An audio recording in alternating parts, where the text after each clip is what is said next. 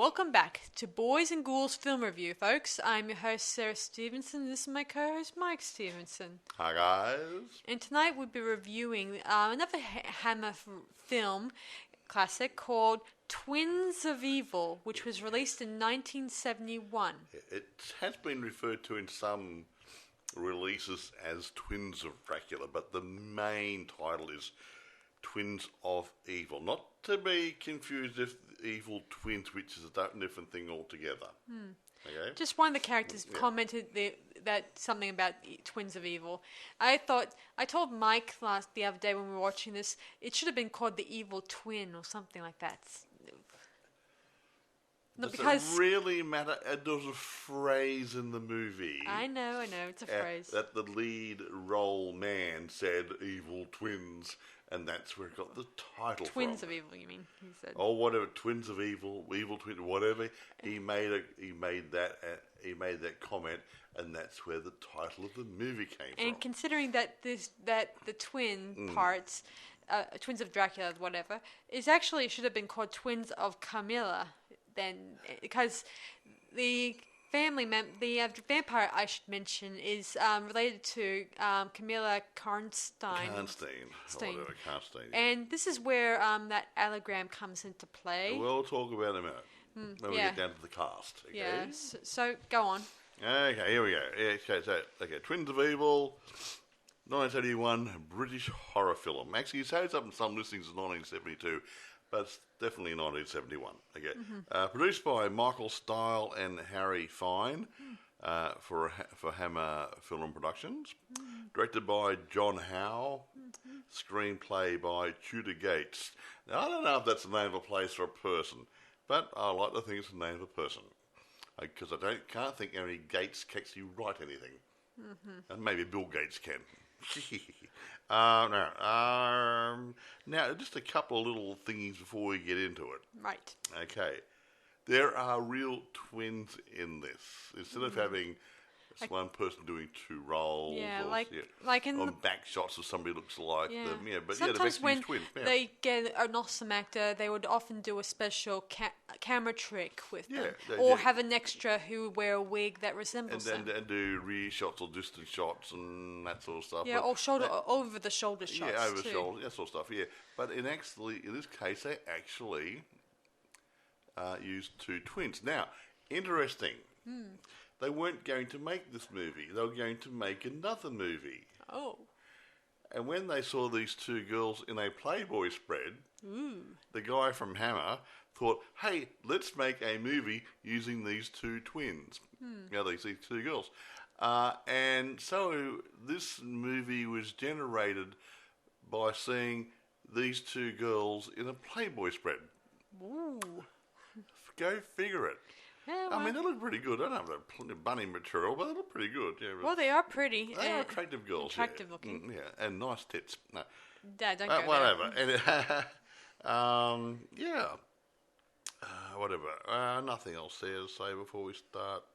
Oh, yeah, budget was about £200,000, a little over that. Box office, got no idea. Can't find anything on it. Now, moving right along to the cast. One of my favourite Hammer male leads, Peter Cushing. He plays Gustav Weil, or Veal, W-E-I-L, but it's European, so it could be Veal or Wheel. I like Veal. I'll just call him Gustav to save us a little bit of difficulties. Uncle Gustav.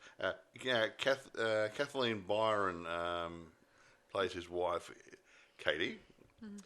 Now, Mary Collinson and Madeline Collinson play Maria and Frieda Gilhorn, which is the nieces of Gustav and Katie. They've gone there to live because their parents have died somehow or other. And now, Damien Thomas. He plays Count Karnstein. Aha. Yeah, when I was looking up my trivia, they made a mistake with some of the information. They called Marie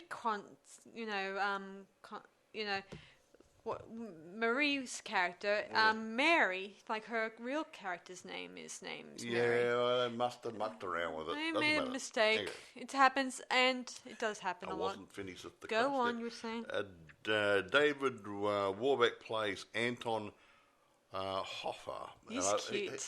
He's a sort of a love interest for one of the girls, or both the girls. And this is our second time they used Anton's name. Because in the first movie we reviewed, which was done in 1972, the kid character was called Anton in that one. So I don't know if this is an ongoing thing, that maybe they were just cheap nasty with trying to find names for the cast. It beats me. Now, I'll go straight to this last little person. Not that I think anything's wrong for Anton. It's just I think that it's just a cheap... it's not... It's a throwaway name. It's a throwaway name. I'll throw you away a minute. Now, Katya Wyeth plays the Countess McCullough.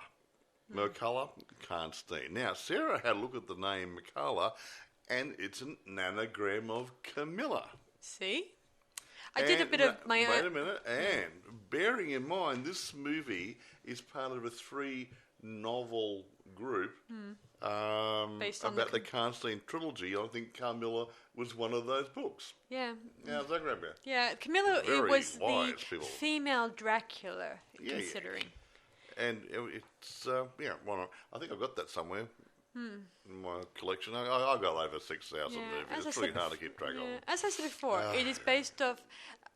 That's sort of based off a book about Camilla who goes out and tries to... pretend that she's an unwell heiress, and she decides to hang out at someone else's house, and she drinks the blood and befriends the girl of the household. Slurp, slurp. But that's not the point in the story. This is about the twins of evil, and therefore we won't talk about Camilla anymore. Tell you what, that web series of Camilla wasn't too bad either, was I thought it was pretty cool. That wasn't too bad. Web series, I thought it was pretty cool. Yeah. They took another bent on it, didn't they? That is a big bent. Anyway, do you want to take over the plot reading thereof? Yes, I will, Mike. Hey, take it away, Grizzly. It begins with a bunch of men clopping along on the horses towards... Oh, by the way, this is set in the 17th century. Yeah. Back towards the witch trials or something. Salem witch trials, which were probably about the same time in America. Yeah, a big problem back then. Gustav is the leader of this witch trial hunting party. The Brotherhood. Whom they go out their way to hunt down women that they suspect that are witches. They might be a witch, so we'll kill them.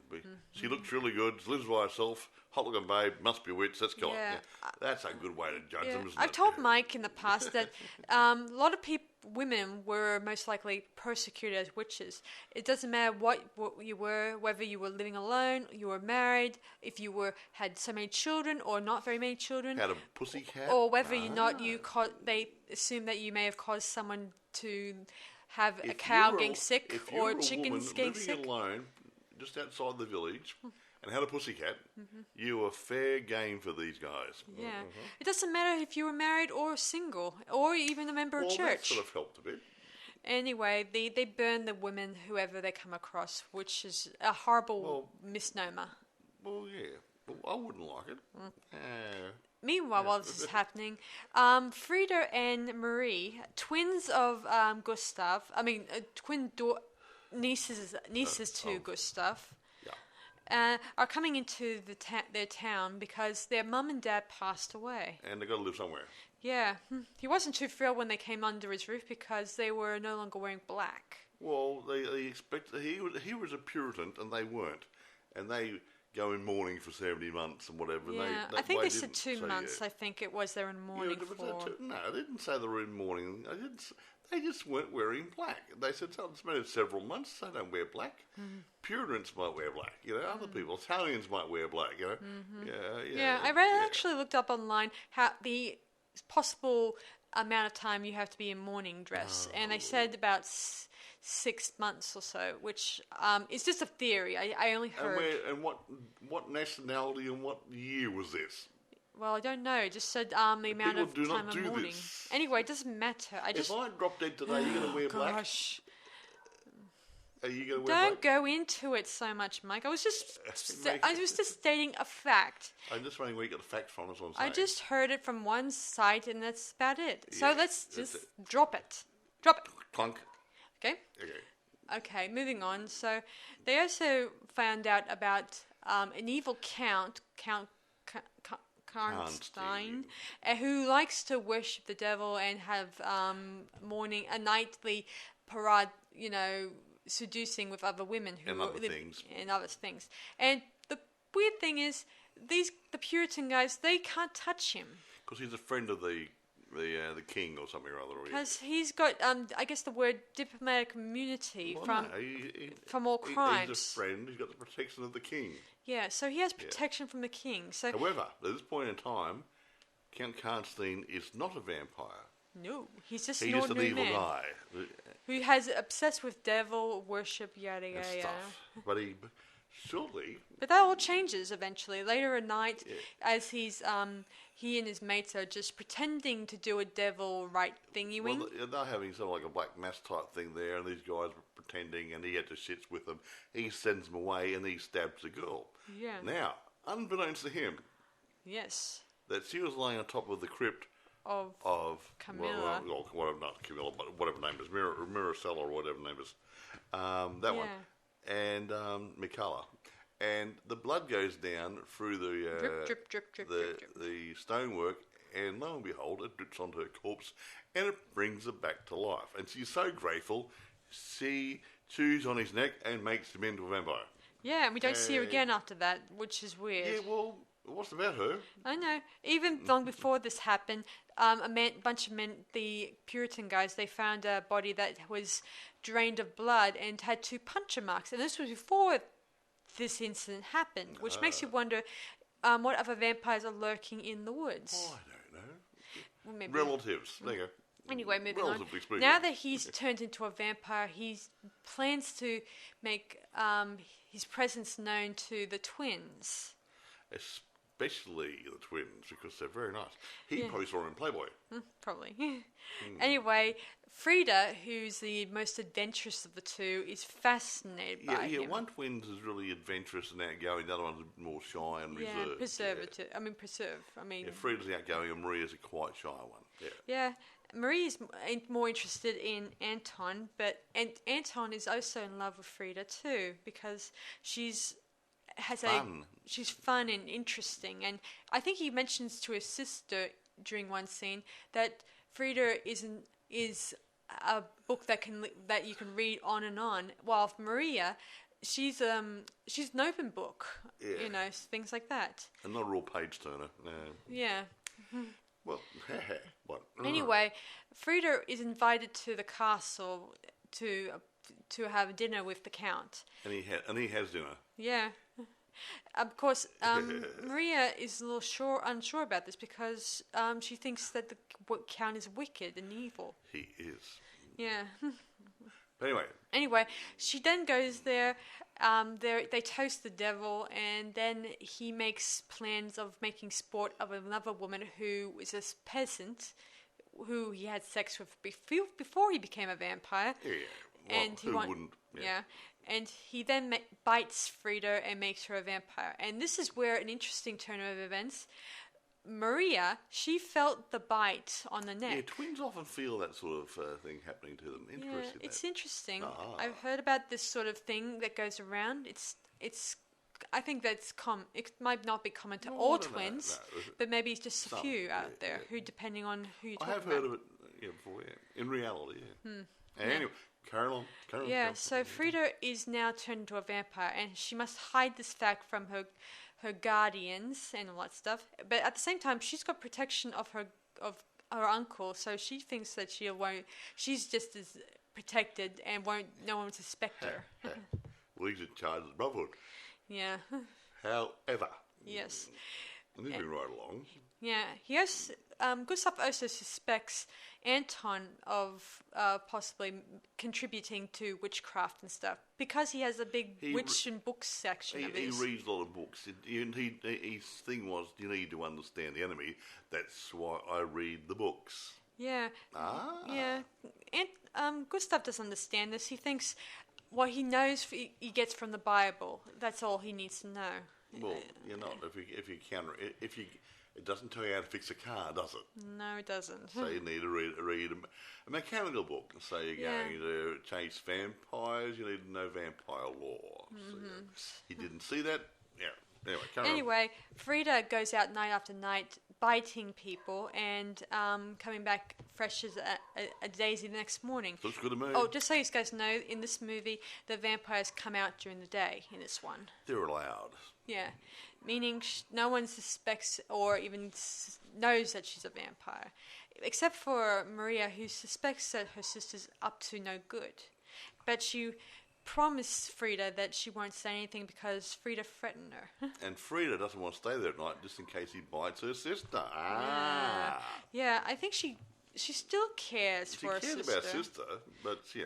But she doesn't want to stay around to make sure her sister's safe from her uncle. Because her uncle, when Frieda was out on her nightly joints, Maria pretends to be her, but at the same time gets beaten for disobeying and stuff like that. The worst kind of abuse when you think about it. She gets beaten as Maria. You don't see this, but she gets beaten as Maria for lying to her uncle about where Frieda is, and then as Frieda, she gets beaten again by the uncle for going out at night and get to parts unknown. So she gets a double dose. Yeah, poor girl. Yeah. Anyway, her aunt is the only one who steps in and tries to defend her because she likes her very much. Yeah. And anyway, Anton feels that danger is getting more near closer, so he sends his sister away, and this is. And next morning, when he's doing his lecture, at the same time, another man gets killed by Frieda. They've got a schoolhouse there. Anton is a teacher. A music teacher. And his sister's a teacher. And they've got some girls boarding there. Yeah. And soon enough, Gustav enters, and his followers bring in a dead body. With a blanket over it. And they pull out the blanket. Anton is wide-eyed and shocked. It's his sister. She didn't quite make it. Yeah, I think that the Count is aware that Anton knows of his weaknesses and thinks, don't mess with me type of attitude. This was a warning. Yeah.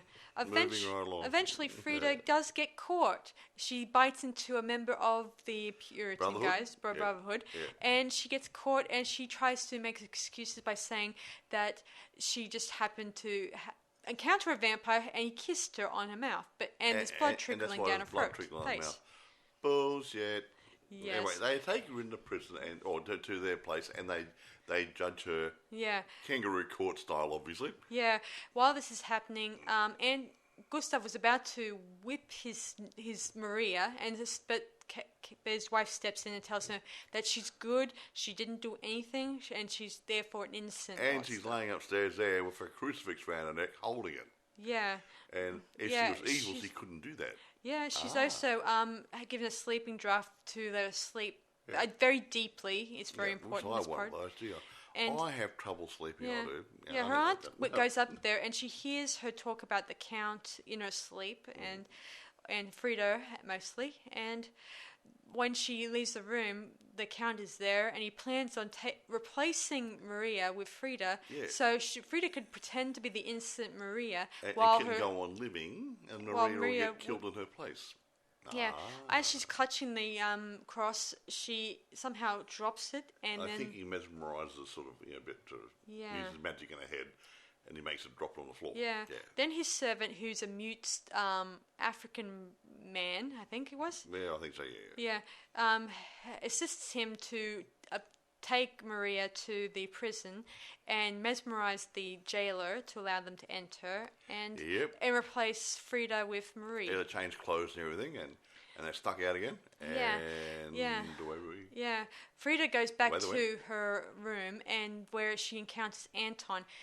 At this time, her aunt has already left. I think I assume that she may have saw that Maria's gone and has run to encounter Gustav and the rest of the Brotherhood to try to tell them that Maria has disappeared, possibly. And Anyway, while Anton is there with Frieda, yeah, she begins to act all seductive and weird. like Maria wouldn't do this. But Yeah. she's a good girl. Yeah, and then we see in the mirror no reflection of And then Maria. Anton tweaks. He knows about these things. Yes. And oh, you are naughty. You are a vampire. Yeah, he then quickly tries to grab for the little crucifix that was on the floor, discarded by Maria, and places it in front of him, and then Frieda kind of recoils and Anton escapes quickly. He then heads down to where Gustav and his men are about to burn Maria, and he quickly tells them that you're burning the wrong girl. This is Maria, not Frieda. And he proved it by shining the crucifix in Yeah, the face. yeah. And then she looks at it and she cries. And asks for God to help her. Cries the tears of joy that thanks God you saved me, all that stuff. Yeah, that sort of stuff. Anyway, and they realised, oops, we nearly made a mistake. Gustav feels guilty about this, feeling like, oh my gosh, I could have made the biggest mistake. But Anton decides to help them because he knows that Gustav realised that Anton knows who's talking about. They joined forces. Yeah, he then tells them that the best way to kill or purify a vampire is not by fire. Not by fire, but by a sausage through the heart. A steak through the heart, or decapitation, or just I don't know what the other one was. But I think it's mainly the stake through the heart and taking the head off, and possibly even putting the garlic in the mouth of the severed head, just to be on the safe side.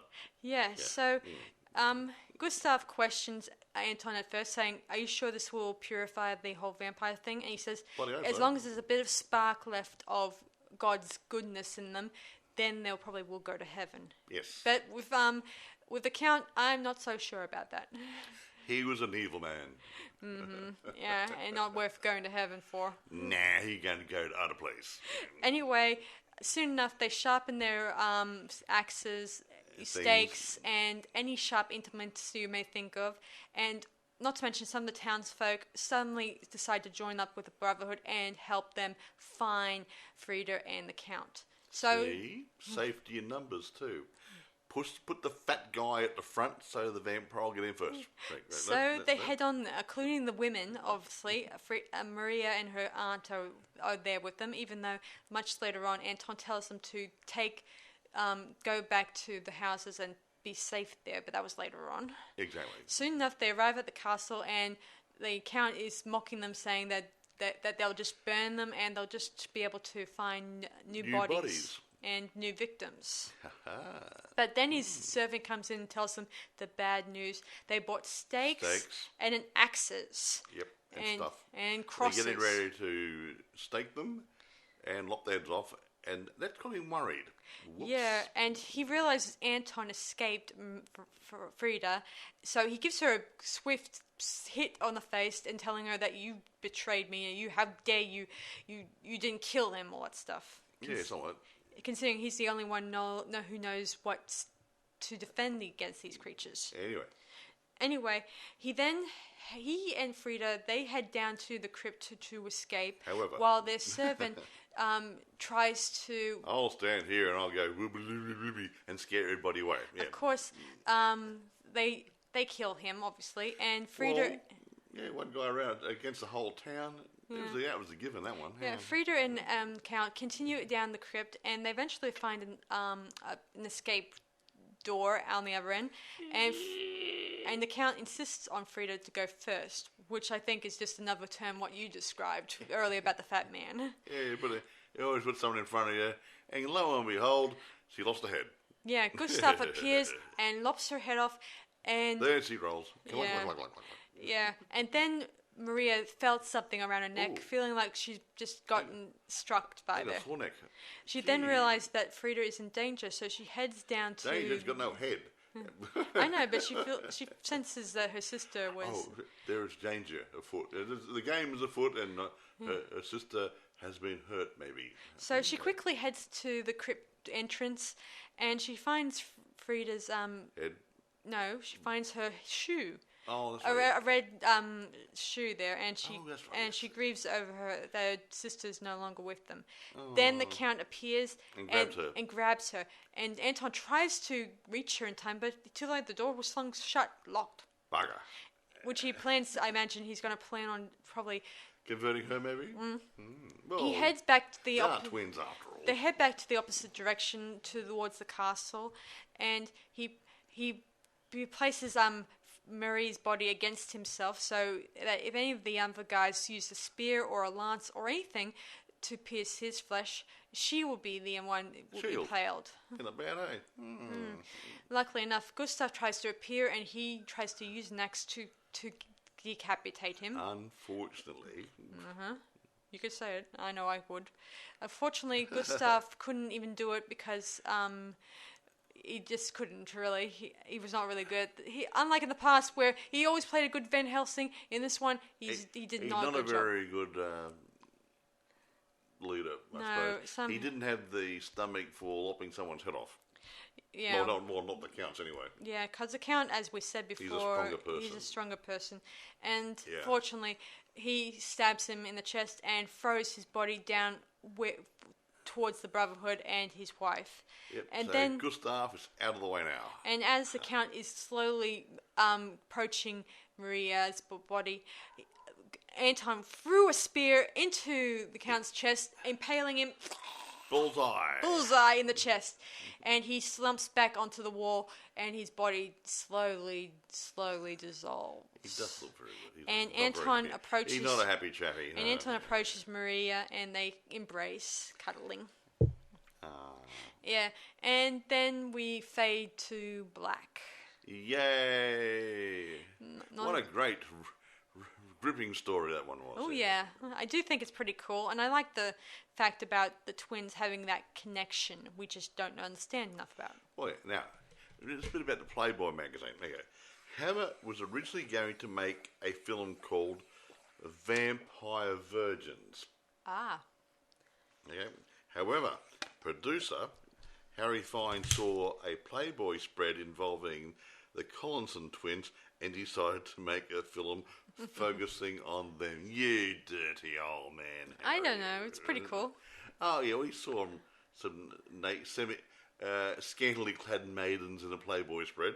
And, yeah, he thought, ooh, I can do something with those two. And I can make a movie as well. I'm amazed that twins like that would go on to do a movie like this. I mean... What? They weren't really actresses, I don't believe. They're just models, so bunny girls. So they look pretty good, and they can talk and nice voices. So acting's only one step up from that. So yeah. Anyway, here we go. They use the same sets here that they used in the Vampire Circus. Reviewed that last time, didn't we? Vampire Circus. Yeah, this was a set. I guess done into the village stuff. Yeah. I guess after this movie was released, which was in 1971. They were filming this around the 1971, so they probably use the same. Yeah, they use the same sets. It's different angle stuff. It's a house is a house is a house. You know, a street is a street. You know. Yeah, considering a piece of mud on the ground next to a tree is a piece of mud on the ground near a tree. Considering this is based around the same time. Yeah, it worked well. Yeah. It kind of worked well for me. What else? Oh yeah, that's another thing. Yeah. The Count, the actor, when he broke his artificial fangs while biting into the one of the twin girls. Did you have to get a dentist? He probably broke his mouth doing it. Yeah, he broke one of his artificial teeth. You said. Ouch. Ow! Did it hurt the girl? I don't know. I mean, I never even know in these movies, the Hammer films, whenever they used fake teeth. Did they ever hurt the actress or actor next to them? I think not. I always thought they might have a few safety precautions in case they really chipped actual skin while biting someone. Good. I mean, when you do the close-ups there, they really look really good. And I was going back in those days, they couldn't enhance them what they were, and they look real. Yeah, there are. Hammer also made two other Camilla-related movies, as Mike said earlier. Yeah. One is called The Vampire's Lovers, which was done in 1970, and Lust for a Vampire in 1971, around this same time. Same period. I think it's in the early 70s. I think we mentioned the other night that they had to close up shop due to insolvency. So. Out of money. I don't think it was a case that they weren't making money. I don't think they were making enough money. And that's their problem was I'm making some money and I don't know what the outgoings were. You said it yourself, Mike. This stuff is mostly goes to those small cinemas. You said it yourself. It was more that the movies were more popular in England. They didn't. I don't think they had world dominance like the American movies. So their actually ticket sales would be a lot less. Yeah, you said that most of them would go to Playhouse. Well, I didn't say they all would go to Playhouse. I said. We were talking about something else before. There's some movies which just don't go to mainstream theatres. If they got to America, these sorts of movies might not have made mainstream theatre and might have gone to art house. Art house, sorry. And they don't get a lot of money necessarily back from that. So, they just didn't make a lot of money to keep Hammer film productions going, which is really sad because they made fantastic movies. Yeah, there's something about watching a Hammer film that is quite different from watching an ordinary movie. It's a totally different feel. Anyway, reception. I won't go through everyone individually. There's only a couple of things here. But basically, the critics liked it. Hooray! They were impressed. It was well received because of the storyline, the props, the scenery, whatever. They liked the whole package. Hooray! Yeah. Again. Yeah. So there you go then. But it's very. I'd say there's no real negative comments about it, has it? There's midway up to going up towards positive, has it? Yeah. So there you go. So they were very happy. Go and we promise we won't do another Hammer one next time. We'll do something else. Yeah. But there's 3 of them in a row for you. I thought maybe I might take the time out to review a few of my favourite Hammer films. Yeah, actually, one of my favourites was that. Was the Phantom of the Opera Hammer one? Yeah, Phantom of the Opera. And how about the Hound of the Baskervilles? Is that Hammer? Yeah, that's a Hammer. Yeah. That were good. We might do those later. We already did the Phantom last year. The Phantom of the Opera? Yeah. We didn't do Hound of the Baskervilles, did we? No. We won't do that yet. I'm waiting that was good. That had Peter Cushing and Christopher Lee in it. And they did exceptional roles. Yeah. Another vampire movie that Hammer's done is called The Brides of Dracula, I think. Yeah, they did a lot of that crap. Yeah. That one's a good one. They took the Dracula themes and Frankenstein themes and different things and threw them in there, and they gave them the Hammer treatment. So I thought it was an awesome just like Universal Studios did it from their end. Yeah. But I can't say too much more about it. I mean, Hammer's Hammer. Hammer did a lot of location shoots and had a good feel. Yeah, and they did actual real location stuff. Or location shoots. Yeah, that's what I said. Look, if you can find an old village, old buildings, film around it, not a problem. Yeah, because they had old buildings there. If you go to an old house, you borrow a mansion, go on there and do some filming, that sort of stuff, which is great. But we're in Australia, we don't have anything old. Yeah, it makes it very awkward if you're going to do that sort of thing. It's got to be all studio, CGI, pretend, If it's like a made-up castle, like if you ever been to Dracula's, this is that's a sort of a nice a theatre restaurant. A theatre restaurant. Yeah. I wouldn't call that an actual well-developed castle, but it's got a feel for it. It has a nice feel to it. But not. Yeah, it's not quite there. Yeah, there are some places like they would probably make a building and try to make it look really creepy looking for. Creepy's good. I like creepy, but there's theatrical creepy and creepy. So if I was going to make a Dracula movie here in Australia, me too. I'd have to do it contemporary. I'd have to do it in a contemporary line because I don't have the old buildings. I don't have these grotty old villages falling apart. Our old villages look more like an old west, how you do it. Yeah, the only time I've ever seen a castle or mansion, I think it was when we were in Victoria, and that was there was an old mansion house, Werribee House. You're talking about that old place, that big old mansion, which has been heritage listed and partly rebuilt. Yeah, that's a really nice place. But they wouldn't let you do a film that because it's heritage listed. They don't want you to damage anything. So it does make it awkward. Yeah, considering it's also part museum, part gardens, whatever thing, and they do the odd event like a wedding thing. I remember last time we were down there, it was restored rooms. Yeah. But the point is, we don't have that sort of location, and I mean, you can get away with a lot of matte paintings and do a lot of studio stuff for internal. But yeah, when you got the real stuff and you set your cameras up, you get an old castle on a hill, and it's a real castle on a hill, not a matte painting. It just looks different. It feels different. Yeah.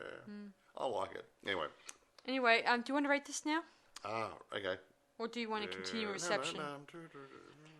Yeah, look, I'll have to put up there with the other ones, about 9. Yeah.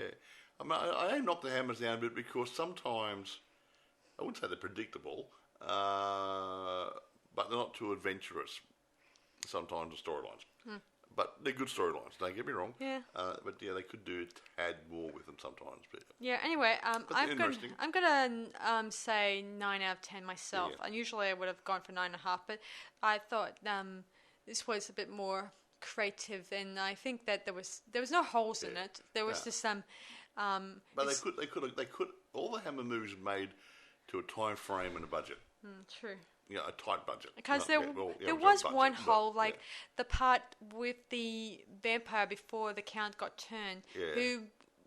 Who was the vampire who did the nibble before the Count got turned to a vampire? So I do question who that might be. That could have been some lost footage, or unincluded footage, like that other one we did the other day, that the Vampire Circus one. That went into filming over runtime. And it's okay, let's close the production down and let's run the footage we've got. And they just cut it to make the movie. Yeah. So they could have done something similar. They might have left a couple of scenes out. Yeah, true. They could have been into time overrun or cost overrun or a combination of both. Yeah, so I kind of have... I don't know. Because I do question who the vampire was and what became of the Camilla vampire when she bit the Count. Yeah, did she go on holidays? Did she go back to a crypt? Nah. Or did... She was revived. Yeah, that's true. She wouldn't just... So she could have been having a sleep in there when she wasn't drinking, but she could have been in and out, but you'd think she would have been out and about having a drink. At least make it the bigger bigger appearance. Maybe it's not really important. It's mostly about the twins of evil, which is supposed to be about the twins, not about the Count and his encounter with her. She could have had a bit of a part, but like I said, I think maybe they left a couple of scenes out for cost. And that's what I'm saying. That's why they had a bit of budget and a time constraint. So it's not important. Still good. Don't get me wrong. It's really good. Yeah. Hammer movies. If you younger guys haven't seen Hammer horror type movies, they do a pretty good job. Yeah. Again, I wouldn't say they'd rate as high as Universal Studios, but they do a different style. There you go. Yeah, well, they do know how to make it look more like the more authentic. The authentic look in feeling, because they actually do location shoots. It's not like, oh, we're in a studio here.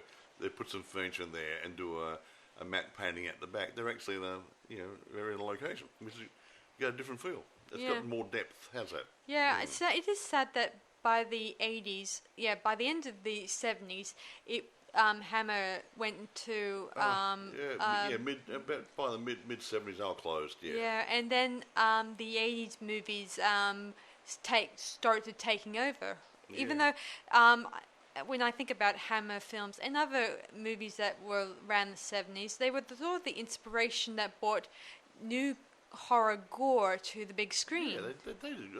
Look, I'm not going to just pick on Hammer, but in England, a lot of the small studios wound up over a period of time. They had, I can't remember the names at the moment, and I'd say the same thing happened in America. A lot of the small studios folded up over the years due to money, cost, everything else. I'm amazed that Pinewood Studios stayed. Yeah, well, Pinewood and Shepperton are the two main ones, aren't they? Pinewood is still around, and it was inspiration. And it was the studio that got the Alien movie up and running, and other movies after that too. Yeah. So they got some good studios over there, but the smaller ones just couldn't compete anymore, so they've gone by the wayside, but probably in all countries. Yeah, I've actually went online one time to check out if Pinewood Studios is still out there, and it's still functioning, and the amount of movies are still gushing out of it. Yeah, well, I think Pinewood and Shepperton might still be there, I think. I don't look anymore. Yeah. They also do the Odd Film Festival down there too, which is kind of cool. Hey, by the way, if you hear a bit of rain in the background, it might be being picked up on the microphones there. We're going for a raining period here, and if it gets any worse, I'm going to build an ark and start collecting animals. Yeah. I've already got one cat. We're in for a rainy spell. Yeah. Oh, I don't know how long it's going to last. Another few days, so yeah. I hope it doesn't last forever. Well, me too. It interferes with our recording. Yeah, point taken. Well, anyway, that's about it for us tonight, guys. And I hope you guys check it out. Oh, I forgot to ask Mike. Is it on Blu-ray or DVD? I was going to say that before you're so rude. Oh, sorry. Now, eBay, plenty. Yeah, verily. Amazon, you can rent it and you can buy it. Plenty there as well. Be careful. I didn't notice too much in the way of VHS. I think I saw one VHS there. If you're looking around, be careful not to get a VHS unless you got a VHS player. Yeah. And also, remember, it's twins of evil, not evil twins. Yeah. And it's 1971 or 1972, depending on the listing. Yeah, true. But if you can see things like Peter Cushing's name on it, you got the right one. Yeah, I mean, imagine that if you probably put in Twins of Evil, you may easily come across one at the same time, and you may get the wrong. Twins showed up when I was doing it. So yes, because they use the reference names and dig them around and get anything of a similar name as well. You'd be surprised how many times I've come across that too, guys, and it's annoying and frustrating. It's a pain in the whatever in the neck, in the bottom. Anyway, yes. Yeah. So anyway, that's it for us tonight, and I hope we're shorter tonight. Yeah, and I hope you guys may check out this movie and let us know in the comments, because we really want to hear your thoughts on this movie. I would suggest, especially young people who haven't seen too many Hammer movies, go on to Wikipedia or something similar, and see if you can do Hammer Film Productions filmography and see exactly how many movies they did do in the style of movies. They did dramas, not as much of adventure, but they did excel in doing a lot of horror movies, copying to a certain degree what was being done in the Universal Studios and whatever. They did a great job at putting their brand on it. Yes, as I said before, guys, be sure to be sure to message us. Be sure to give us some comments and let us know what you guys think of it, because we really value your opinion as much as. We like to hear from you guys. Hey, really enjoyed the podcast. Saw the movie, thought it was great. Something like that. Yeah, something quick and easy, or saw the movie, thought it was crappy, or just even whatever, or just even a question would be cool too. And we could probably find time to answer any of those little questions. Yes, we will. We will. And if we don't know, we'll find out. All right. Anyway, thanks for watching, and we'll see you guys for our next podcast, everyone. This is Sarah Stephenson. And Michael. Saying we'll see you guys for our next one. Bye for now. Guys.